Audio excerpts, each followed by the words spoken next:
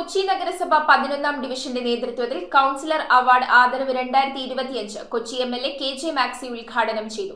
Division councillor Sheeba ഡ്യൂറോം ചടങ്ങിൽ അധ്യക്ഷത വഹിച്ചു.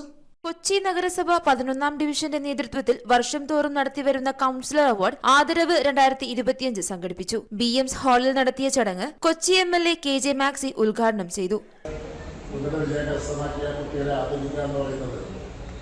ആദരവ് എപ്പോഴും അവർക്ക് മുന്നോട്ടുള്ള അവരുടെ വിദ്യാഭ്യാസ മേഖലയ്ക്കും അവരുടെ എല്ലാ മേഖലയ്ക്കുമുള്ള വലിയ പ്രചോദനമാണ് ആദരവ് കിട്ടാറുള്ളത്.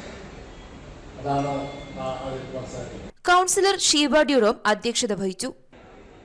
തോപ്പുംപടി എന്ന കുടുംബത്തില് നമ്മുടെ കുട്ടികളെ ചേർത്ത് നിർത്തേണ്ട ഉത്തരവാദിത്വം നമുക്ക് ഓരോരുത്തർക്കുമുണ്ട്. വിദ്യാഭ്യാസം നമ്മുടെ സമൂഹത്തിന്റെ ഉയർച്ചയ്ക്ക് അവിഭാജ്യ ഘടകമാണ്. ആ വിദ്യാഭ്യാസത്തെ പ്രോത്സാഹിപ്പിക്കേണ്ട ഉത്തരവാദിത്വം നമുക്ക് ഓരോരുത്തർക്കുമുണ്ട്.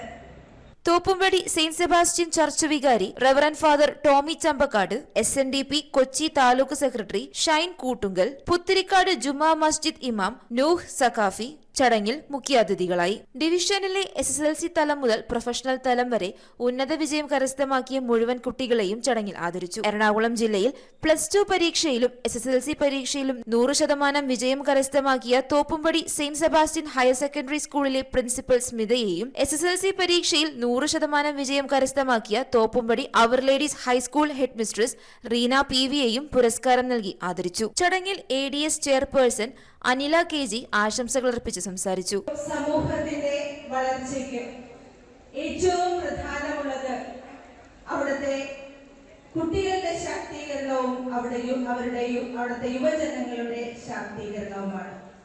News bureau, Kochi.